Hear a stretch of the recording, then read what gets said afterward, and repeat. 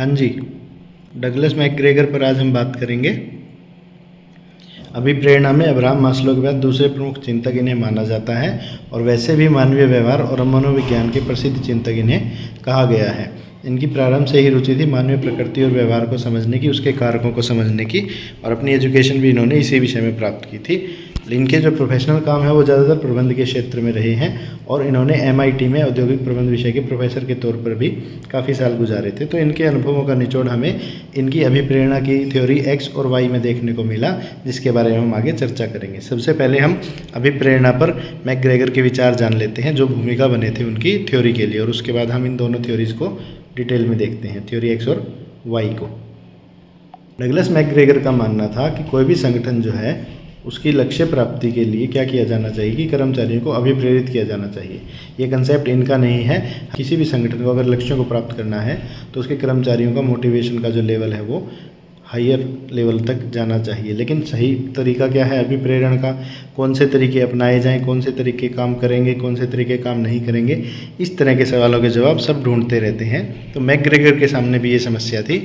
उन्होंने पाया कि इससे पहले जो शास्त्रीय विधि से जिस तरह का अभिप्रेरणा की जा रही थी उसका तरीका था निर्देशन का और नियंत्रण का। निर्देशन यानी डायरेक्टिंग। वो क्या होता था कि बॉस अपने इंस्ट्रक्शन दे देते थे और ऐसा मान लेते थे कि इसी से उन्हें मोटिवेशन मिल जाएगा जिन्होंने आदेश को मानना है, या फिर नियंत्रण के द्वारा उन्हें मोटिवेशन करने का तरीका समझ में आता था। लेकिन ये एक सच्चाई थी कि इन दो तरीक़ों से जो अभिप्रेरणा थी वो सिर्फ निचले स्तर की अभिप्रेरणा होती थी। अब यहाँ पर निचले स्तर की अभिप्रेरणा के लिए हम एक बार अब्राहम मैस्लो की थ्योरी फिर से रिकॉल करते हैं, जो उन्होंने नीड हायरार्की थ्योरी में बताया था कि 5 स्तर होते हैं आवश्यकताओं के। उनमें से पहले 2 स्तर हैं शारीरिक और सुरक्षात्मक, जिन्हें निचले स्तर की आवश्यकताएं कहा जाएगा। तो मैकग्रेगर के अधिकतर कामों में अब्राहम मैस्लो की छाप दिखाई देती है क्योंकि ये उससे बहुत प्रभावित थे। तो शारीरिक और सुरक्षात्मक आवश्यकताएँ तो संतुष्ट हो सकती थी शास्त्रीय विधि द्वारा अभिप्रेरणा से, लेकिन जब किसी व्यक्ति की पहले से ये आवश्यकताएं संतुष्ट हो, मान लीजिए कोई कर्मचारी है वो फाइनेंशियली अच्छे बैकग्राउंड से है, तो उसे कोई भी अभिप्रेरणा देना संभव नहीं था शास्त्रीय विधि के द्वारा। डगलस मैकग्रेगर ने अपने अध्ययन में और अपने ज्ञान के आधार पर ये पाया कि मानवीय व्यवहार का पूर्वानुमान किया जा सकता है। यहाँ वो अभिप्रेरणा के लिए ही उस चीज़ को, अपने ज्ञान को यूज़ करना चाह रहे हैं। उन्होंने पाया कि मानवीय व्यवहार का पूर्वानुमान लगाया जा सकता है और अगर उस पूर्वानुमान का सही उपयोग किया जाए तो संगठन अपने नियंत्रण क्षमता में सुधार भी ला सकते हैं और इनडायरेक्टली वो अभिप्रेरणा को वहाँ पर संचारित कर सकते हैं अपने हिसाब से, जिससे कि ना सिर्फ निचले स्तर की अभिप्रेरणा हो बल्कि उच्च स्तर की भी अभिप्रेरणा पूरी हो सके। कर्मचारियों को एक निश्चित स्तर से ज़्यादा भी अभिप्रेरित किया जा सके, अगले लक्ष्यों की प्राप्ति के लिए उन्हें तैयार किया जा सके। शास्त्रीय विधि या पारंपरिक तरीकों से अभिप्रेरणा में दिक्कत क्या आती थी, वो ये आती थी कि वो नियंत्रण मानवीय प्रवृत्ति के अनुकूल नहीं होता था। नियंत्रण होता था कि जो उनके अधीन काम कर रहे हैं उनकी प्रवृत्ति को वो बदलने का दबाव डालते थे, वो अपने हिसाब से उनकी प्रवृत्ति बदलना चाहते थे। डगलस मैकग्रेगर ने बोला कि आप अपने नियंत्रण को उनकी प्रवृत्ति के अनुकूल बनाइए, ना कि उनकी प्रवृत्ति को नियंत्रण के अनुकूल बनाने की कोशिश कीजिए। और अगर किसी संगठन में नियंत्रण अगर सफल नहीं हो रहा है तो उसका अर्थ ये नहीं है कि कर्मचारी ढीठ हैं, कर्मचारी आदेश को नहीं मानना चाहते, उनमें अभिप्रेरणा की कमी है। इसका अर्थ यह है कि आप जो उपाय लागू करना चाह रहे हैं ना वो उपयुक्त नहीं है, आप गलत दिशा में कोशिश कर रहे हैं अभिप्रेरित करने की, ऐसा नहीं होगा। डगलस मैकग्रेगर की थ्योरी X और Y में मेयो के प्रयोगों का भी बहुत प्रभाव था, क्योंकि तब तक जब इनकी थ्योरी आई थी तब तक जॉर्ज एल्टन मेयो के हॉथरॉन प्रयोग और बाकी प्रयोग जो है फेमस हो चुके थे। उसमें कुछ नए कंसेप्ट सामने आए थे लोगों को अभिप्रेरित करने के। एक भीड़ अभिकल्पना का भी हमने देखा था, अब जॉर्ज एल्टन मेयो के वीडियो में हमने जिक्र किया था। भीड़ अभिकल्पना अर्थात कि जो श्रमिकों का समूह होता है वो एक भीड़ की तरह काम करता है, उसका कोई निश्चित दिशा नहीं होती। तो इस तरह की बातों से प्रेरणा लेकर डगलस मैकग्रेगर ने अपनी अभिप्रेरणा की एक थ्योरी गढ़ी, जिसमें 2 अलग अलग हिस्से हैं, एक थ्योरी X और एक थ्योरी Y। ये 2 अलग अलग दृष्टिकोण के बारे में जिक्र किया जाएगा। तो अब हम मैकग्रेगर की थ्योरी X के बारे में पहले देख लेते हैं। डगलस मैकग्रेगर की एक प्रसिद्ध पुस्तक आई थी, the human side of enterprise. 1960 में ये बुक पब्लिश हुई थी। इसमें वो थ्योरी X के बारे में पहले चर्चा करते हैं, हम भी पहले थ्योरी X को ही देखेंगे। ये उन संगठनों में पाई जाती है। थ्योरी X का अर्थ सिर्फ मानवीय व्यवहार का वर्णन है। थ्योरी Y में भी ऐसा ही है मानवीय व्यवहार का वर्णन है वो बताते हैं कि ऐसे संगठन जिनमें निर्णय केंद्रीकृत हो, यानी कि सिर्फ एक जगह से ही सारे निर्णय पास होते हैं। संगठन की संरचना पद सोपानात्मक हो, यानी कि पारंपरिक तरीके का वो संगठन होगा। और बाह्य नियंत्रण होगा, कर्मचारियों पर नियंत्रण करने की अन्य तकनीकें, बाहरी तकनीकें अपनाई जाएंगी। ऐसे संगठनों में थ्योरी एक्स लागू होती है। ये हमारे सामने मानव व्यवहार का नकारात्मक पक्ष रखती है। नकारात्मक पक्ष हमारे सामने रखती है मानव के व्यवहार में जितनी कमियां हो सकती हैं उनके बारे में ये थ्योरी बात करती है। इस थ्योरी की मान्यताएं मनुष्य के प्रति, मनुष्य का अर्थ यहाँ पर कर्मचारियों से है कि कर्मचारियों के प्रति इस थ्योरी की मान्यताएं क्या है उसके बारे में हम देखते हैं। सबसे पहली मान्यता है कार्य की अरुचि। ये थ्योरी मानती है कि संगठन में काम करने वाला व्यक्ति या इन जनरल कोई व्यक्ति, उसमें काम करने के लिए कोई रुचि नहीं होती है, उसे कोई ना कोई बाहरी प्रेरणा देनी पड़ती है तभी व्यक्ति काम करता है। उसकी महत्वाकांक्षाएं कम होती हैं, उसके कोई लक्ष्य नहीं होते हैं, उसे कोई उम्मीद नहीं होती है, उसके अंदर कोई उत्साह नहीं होता है काम करने का। वो उत्तरदायित्व से बचना चाहते हैं। यहाँ पर कर्मचारियों की बात की जा रही है ज़्यादातर। हालांकि अभिप्रेरणा का ये सिद्धांत जब दिया गया था तो वो मनुष्य के लिए इन जनरल दिया गया था। जब हम लोक प्रशासन को पढ़ रहे हैं तो प्रबंधन से संबंधित बात करेंगे। तो उत्तरदायित्व से व्यक्ति बचना चाहते हैं, वो जैसे तैसे करके अपने सिर पर जिम्मेवारी नहीं लेना चाहते, निर्देशित किए जाने को वरीयता देते हैं। उन्हें उम्मीद होती है कि उन्हें कोई आकर इंस्ट्रक्शन दे तब वो काम करें। अपने आप से पहल करना, अपने आप किसी काम को शुरू करना, ये सब उनके स्वभाव में नहीं होता है। रचनात्मक समाधान क्षमता का भी अभाव पाया जाता है आमतौर पर। थ्योरी एक्स की मान्यता बता रहा हूँ यहाँ पर मैं, कि अगर कोई समस्या सामने आ जाती है तो उसको समाधान के लिए उनके पास पारंपरिक तरीके, जो अंगूठे का नियम है, वही होते हैं। उनके पास कोई रचनात्मक समाधान की क्षमता नहीं होती है। और इस संगठन में, ऐसे संगठन में जहाँ थ्योरी एक्स डोमिनेट करती है, वहाँ पर अभिप्रेरणा के सिर्फ निम्न स्तर ही संतुष्ट हो पाते हैं, यानी सिर्फ शारीरिक और सुरक्षात्मक आवश्यकताएं ही पूरी हो पाती हैं।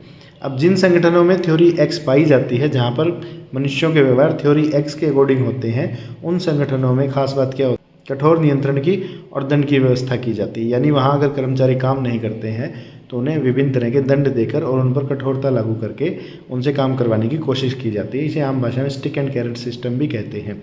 यानी अगर गलत काम करे तो छड़ी की मार पड़ेगी, अगर सही काम करे तो कैरेट मिलेगी, यानी कि पुरस्कार और दंड व्यवस्था आप इसे कह सकते हैं।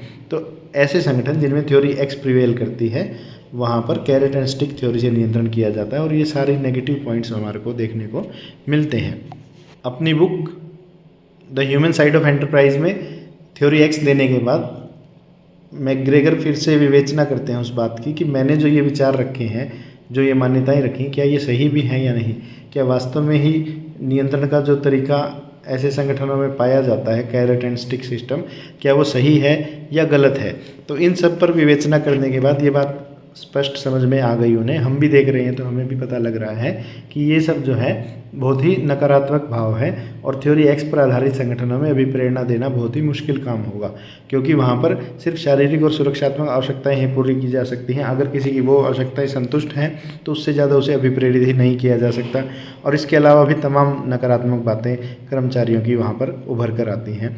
तो इन्होंने इसके विकल्प में एक थ्योरी वाई बाद में गढ़ी, जो कि थ्योरी एक्स की धारणाओं के पूरी तरह विपरीत है और मनुष्य का आशावादी और सकारात्मक पक्ष हमारे सामने रखती है। थ्योरी वाई किस तरह के संगठनों में पाई जाती है? ऐसे संगठन जिसमें केंद्रीकरण की बजाय विकेंद्रीकरण होगा या प्रत्यायोजन होगा, जहाँ पर सत्ता सिर्फ एक केंद्र पर नहीं रहती, निचले स्तरों पर भी सत्ता जाती है। संगठन के अंदर अनौपचारिक संगठन भी मौजूद हों, ऐसी जगह पर थ्योरी वाई की एग्जिस्टेंस मिलेगी। और नियंत्रण के लिए सिर्फ बाहरी तत्व ही नहीं, स्वनियंत्रण और निर्देशन, यानी कर्मचारी अपने स्तर पर भी अपने आप को नियंत्रित रखकर, अनुशासित रखकर काम करते हों, ऐसे संगठनों में उन्होंने बताया कि मानवता की, मानव अभिप्रेरणा की थ्योरी वाई आपको देखने को मिलेगी। अब थ्योरी एक्स की तरह इसकी भी कुछ मान्यताएं हैं जिन्हें हम देख लेते हैं। सबसे पहली मान्यता ये है कि मनुष्य काम को मुश्किल नहीं समझता है, उसे काम करने में उतना ही मज़ा आता है जितना उसे खेल खेलने में आता है। मनुष्य स्वभाव से आगे बढ़कर उत्तरदायित्व लेने वाली प्रवृत्ति का होता है। थ्योरी वाई के अकॉर्डिंग मनुष्य ऐसे होते हैं कि वो आगे बढ़कर अपने जिम्मेवारियों को ग्रहण करते हैं और उन्हें पूरा भी करते हैं। स्वनिर्देशन भी इसकी एक मान्यता है थ्योरी वाई की, यानी कर्मचारी अपना निर्देशन खुद करता है, खुद से अपने लिए लक्ष्य तय करके उन पर आगे बढ़ता है, खुद अनुशासन लागू करता है अपने लिए और अपने संगठन का भला करता है। रचनात्मक व सहयोग द्वारा समाधान। अगर कोई समस्या उभर कर आती है ऐसे संगठन में जहाँ थ्योरी वाई की मान्यताएं काम कर रही हैं, तो वहाँ पर उनके समाधान के लिए सहयोग भी होगा, यानी एक अकेला व्यक्ति परेशान नहीं होगा, और कुछ रचनात्मकता का भी उपयोग किया जाता है। कुछ नई चीज़ें भी खोज कर लाई जाती हैं जो उनके लक्ष्यों को प्राप्ति के लिए, जो उनकी समस्याओं के समाधान के लिए काम करेंगे। और थ्योरी वाई को मानने वाले संगठनों में उच्च स्तर की अभिप्रेरणा भी संभव है, यानी कि शारीरिक और सुरक्षात्मक आवश्यकताओं की बजाय वहाँ पर लोगों के मन में सम्मान की भूख भी होती है, वहाँ उन्हें सामाजिक संबंधों की भूख भी होती है, और जो बौद्धिक उपलब्धि वाली भूख है, जो 5वां स्तर उच्चतम स्तर था जो अब्राहम मैस्लो की नीड हायरार्की थ्योरी में, उसकी भी अभिप्रेरणा यहाँ पर संभव होती है। अब ऐसे संगठन जिनमें थ्योरी वाई प्रिवेल करती है, वहाँ पर नियंत्रण के लिए कैरेट एंड स्टिक का प्रयोग नहीं होता, वहाँ पर प्रबंधन के द्वारा पहल की जाती है, बुद्धि का उपयोग किया जाता है, और निर्देशन में उनका सहयोग लिया जाता है जिन कर्मचारियों को दंडित किया जाना चाहिए थ्योरी एक्स के अकॉर्डिंग। तो इन 3 तत्वों की मदद से वहाँ पर नियंत्रण किया जाता है, जो कि अपने आप में एक सकारात्मक पक्ष हमारे सामने रखता है। यहाँ मैं फिर से बता दूँ, थ्योरी एक्स और थ्योरी वाई कोई नियम नहीं है, कोई किसी तरह का पक्षपात नहीं है, ये सिर्फ मनुष्यों के व्यवहार का एक अध्ययन है। थ्योरी एक्स और थ्योरी वाई दोनों ही एक्सट्रीम सिरे पर माने जा सकते हैं। एक तरफ पूरी तरह से नकारात्मक पक्ष है और एक तरफ पूरी तरह से सकारात्मक पक्ष है। इन दोनों की इन्होंने सिर्फ व्याख्या की है, इन्होंने किसी को सही या गलत नहीं बताया है। डगलस मैकग्रेगर की इस थ्योरी को बहुत ज़्यादा प्रसिद्धि मिली, बहुत सारे विचारकों ने उन पर अपने पक्ष रखे। निकोलस हेनरी ऐसे एक विचारक थे, उन्होंने इसको समराइज़ किया था। तो उन्होंने बोला कि थ्योरी एक्स जो है ना, वो बंद नियंत्रण की प्रणाली को अपनाती है। बंद नियंत्रण अर्थात जिसमें नियंत्रण के कोई नए तरीके, नए आयाम नहीं सोचे जाते हैं, पहले से चली आ रही परंपराओं के आधार पर ही नियंत्रण किया जाता है, और बाकी सब चीज़ें इसी में इंक्लूड हो जाती हैं। थ्योरी वाई को उन्होंने खुला नियंत्रण, ओपन कंट्रोल मेथड बोला था, कि जहाँ पर नियंत्रण के लिए रचनात्मकता का भी प्रयोग किया जाता है। ऐसी चीज़ें जो आज तक प्रयोग में नहीं हुई, ऐसे नियम, ऐसे तरीके जो आज तक इस्तेमाल नहीं हुए, उनका भी प्रयोग किया जा सकता है। खुले दिमाग से चीज़ों को स्वीकार किया जाता है। अब थ्योरी वाई को आत्मविश्लेषण प्रणाली भी कहा जाता है, आत्मविश्लेषण व्यवस्था भी कहा जाता है, अंत अभिप्रेरणा भी इसे कह दिया जाता है, क्योंकि यहाँ पर कर्मचारी अपनी खुद की अभिप्रेरणा से भी काम करते हैं, उन्हें बाहरी अभिप्रेरणा की आवश्यकता कम होती है जब थ्योरी वाई की हम बात कर रहे हैं। प्रणाली 4 जो लीकर्ट ने दी थी, रेंसिस लीकर्ट पर भी वीडियो बहुत जल्द आएगा। इन्होंने 4 प्रणाली दी थी प्रबंधन की या नेतृत्व की, उनमें से चौथी प्रणाली के सबसे नज़दीक है थ्योरी वाई। डगलस मैकग्रेगर की थ्योरी वाई प्रणाली 4 के सबसे नज़दीक है, और इसे यूसाइकियन मैनेजमेंट से भी कंपेयर किया जाता है। यूसाइकियन मैनेजमेंट अब्राहम मैस्लो ने एक कंसेप्ट दिया था, इस पर एक शॉर्ट वीडियो मेरे चैनल पर है, आप देख सकते हैं उसे भी। फिर से बता दूँ कि यूसाइकियन मैनेजमेंट का अर्थ है एक ऐसा संगठन जहां लगातार कर्मचारी अपना मानसिक विकास और बौद्धिक विकास करते रहने की तरफ प्रेरित होते हैं।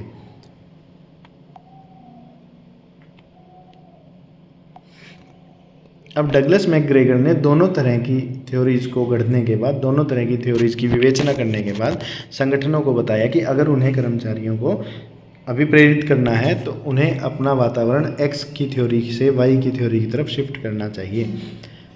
लेकिन ये शिफ्ट एकदम से नहीं हो सकता है और एकदम से किया भी नहीं जाना चाहिए। इसके लिए धीरे धीरे प्रयास किए जाने चाहिए, जो प्रयास भी पहले से कैलकुलेटेड हो, ताकि एकदम से बदलाव आने पर, एकदम से शिफ्ट आने पर कोई नकारात्मक उसका परिणाम ना निकले। थ्योरी एक्स के जो समर्थक हैं, ऐसे संगठन जिसमें थ्योरी एक्स चली आ रही है और उसमें वो बदलाव नहीं चाहते, अगर उनकी बात करें तो वो अपने कर्मचारी को बहुत ज़्यादा निर्देशन, बहुत ज़्यादा नियंत्रण, बहुत ज़्यादा पर्यवेक्षण करते हैं। यानी वहाँ पर डायरेक्शन की, वहाँ पर कंट्रोल की और वहाँ पर सुपरविज़न की मात्रा बहुत ज़्यादा पाई जाएगी, और प्रबंधन की सारी एनर्जी इसी में लगी रहती है। जबकि अगर किसी संगठन में थ्योरी वाई के तत्व पाए जाते हैं तो वहाँ पर जितने भी प्रबंधक होंगे वो सहयोगी स्वभाव वाले होंगे और उत्प्रेरक होंगे, यानी कि वो कर्मचारियों को मोटिवेट करके बस उनसे काम निकलवाते हैं, उन पर बहुत ज़्यादा जोर नहीं देते, अपनी एनर्जी भी बचाते हैं और कर्मचारियों को भी खुश रखने की तरफ ध्यान देते हैं।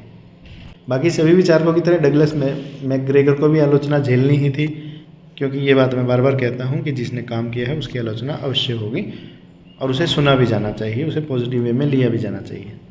खैर, डगलस मैकग्रेगर पर फिर से आते हैं। पॉल हर्सी, ब्लेनकार्ड और जॉनसन, ये 3 नाम आप लगभग अभिप्रेरणा के सभी वैज्ञानिकों की आलोचना में सुनेंगे। अगर हम डिटेल में जाएं, किसी भी अभिप्रेरणा के विचारक की बात करेंगे चाहे अब्राहम मैस्लो हैं, डगलस मैकग्रेगर हैं, आगे हम फ्रांसिस लिकर्ट पर एक वीडियो बनाएंगे, फ्रेडरिक हर्सबर्ग पर भी एक वीडियो आएगी। उन सब में इनकी आलोचना के पॉइंट जरूर शामिल होते हैं। इन्होंने आलोचना करते हुए कहा कि जो थ्योरी एक्स दी गई है उसमें सभी गलत तत्व दिए गए हैं, थ्योरी वाई में सभी पॉजिटिव पॉइंट्स बताए गए हैं। तो जाहिर सी बात है, कोई व्यक्ति अगर इन थ्योरीज को पढ़ेगा तो वो अपने आप ही एक्स को गलत मान लेगा, वाई को सही मान लेगा, अच्छा समझ लेगा। लेकिन असल में ये अवलोकन है, थ्योरी एक्स और वाई को पढ़कर लगेगा कि एक्स वाले सब बुरे हैं, वाई वाले सब अच्छे हैं, लेकिन ये अवलोकन है, ऐसा कोई रूल नहीं है कि ऐसे काम किया जाएगा, थ्योरी एक्स में ये काम होगा, थ्योरी वाई में ये काम होगा। जो है उसी का वर्णन है। तो उस अवलोकन की मिसकंसेप्शन की, उस अवलोकन को मिसअंडरस्टैंड किए जाने की संभावना बरकरार रहती है। इस आधार पर इन्होंने इस थ्योरी की आलोचना की है। उन्होंने ये भी बोला कि ये दोनों थ्योरी सिर्फ मानवीय अभिवृत्ति को दर्शाती हैं। वाई का वातावरण हर जगह उपयुक्त हो ऐसा संभव नहीं है। कई बार कठोर नियंत्रण, जो कि एक्स की एक खासियत है थ्योरी एक्स की, वो भी आवश्यक होता है। बहुत सारे ऐसे संगठन हो सकते हैं जहाँ पर आपको उच्च अभिप्रेरणा के स्तर की आवश्यकता ही नहीं है, या जहाँ पर निम्न अभिप्रेरणा के स्तर की ही पूर्ति नहीं हो पाती है। तो हमेशा ऐसा नहीं हो सकता कि थ्योरी वाई का वातावरण ही किसी संगठन के लिए उपयुक्त हो। अब कुछ विचारकों का मानना था कि डगलस मैकग्रेगर की जो थ्योरी है ना, ये ना तो किसी तरह का अनुभविक शोध है, ना किसी तरह का वैज्ञानिक शोध है, कोई रिसर्च तो की ही नहीं। मनोविज्ञानी थे, उन्होंने अपने मन से बैठ कर कुछ धारणाएं बनाई, उनको अपने लेवल पे थोड़ा बहुत टेस्टिंग की होगी या नहीं भी की होगी, उन्होंने अपनी उसी बुक में पब्लिश करवा दिया। तो ये सिर्फ मान्यताएं हैं, क्योंकि इनके दौर में लोक प्रशासन को एक विज्ञान की तरफ भी समझा जाने लगा था। कला की बजाय एक विज्ञान का सब्जेक्ट लोक प्रशासन को माने जाने की वकालत की जा रही थी। तो इस तरह के सिद्धांत जो मान्यताओं पर आधारित थे, जिनमें कोई शोध नहीं था, उन्हें रिजेक्ट करने का भी एक तरह से चलन था। तो उसी चलन के शिकार मैकग्रेगर हुए हैं। मानवीय प्रकृति जटिल होती है, ऐसा हम सबको पता है। इनकी आलोचना की बात कर रहा हूँ मैं, डगलस मैकग्रेगर की। मानवीय प्रकृति जटिल होती है, लेकिन इन्होंने जो बताए हैं एक्स और वाई, वो सिर्फ चरम बिंदु है। मैंने भी बोला था कि एक्सट्रीम पॉइंट्स हैं। इस सिरे पर एक्स है, नेगेटिविटी के सिरे पर एक्स है, और पॉजिटिविटी के सिरे पर थ्योरी वाई है। लेकिन मानव व्यवहार इतना एक्सट्रीम नहीं होता है। कोई भी संगठन में आप देखेंगे तो सभी की सभी वाई वाली धारणाएं भी नहीं मिलेंगी, सभी की सभी एक्स वाली धारणाएं भी नहीं मिलेंगी। के बीच के एरिया में हर तरह के संगठन आपको व्यवहार में देखने को मिलेंगे। तो इन सिर्फ चरम बिंदुओं के आधार पर अभिप्रेरणा को तय करना सही नहीं है, ऐसा भी कुछ विचारकों का कथन था। तो डगलस मैकग्रेगर की थ्योरी एक्स और वाई हमने देख ली। लोक प्रशासन में, अभिप्रेरणा में, हमसे रिलेटेड जो टॉपिक्स हैं प्रबंधन में, उन सब में सिर्फ इतना ही योगदान इनका कंसीडर किया जाता है। हालांकि इन्होंने बहुत सारे काम और भी किए हैं मनोविज्ञान के क्षेत्र में, हमारा उनसे कोई वास्ता नहीं है। तो अब हम इनकी बुक्स के बारे में जान लेते हैं। बुक्स में भी सिर्फ एक बुक है जो हमारे लिए ज़्यादा इंपॉर्टेंट है एग्जाम के पॉइंट ऑफ व्यू से। यूजीसी नेट में इसके ऊपर बार बार क्वेश्चन आ जाते हैं। The human side of enterprise, 1960 में इनकी ये बुक पब्लिश हुई थी। 1964 में इनकी डेथ हो गई थी। तो इनके बाकी जो काम थे उन्हें इनके मृत्यु के पश्चात इनकी पत्नी और कुछ एक दो और विचारकों के द्वारा संपादन करके प्रकाशित करवाया गया था। उनमें से पहली बुक है लीडरशिप एंड मोटिवेशन, जो 1966 में आई थी, और द प्रोफेशनल मैनेजर 1967 में ये बुक पब्लिश हुई थी। डगलस मैकग्रेगर पर हमारा ये टॉपिक आज इतना ही है। नेक्स्ट वीडियो में हम फ्रेडरिक हर्सबर्ग की बात करेंगे, उनकी टू फैक्टर थ्योरी की बात करेंगे। तब तक यूजीसी नेट की आप अच्छी तैयारी करते रहिए। All the best.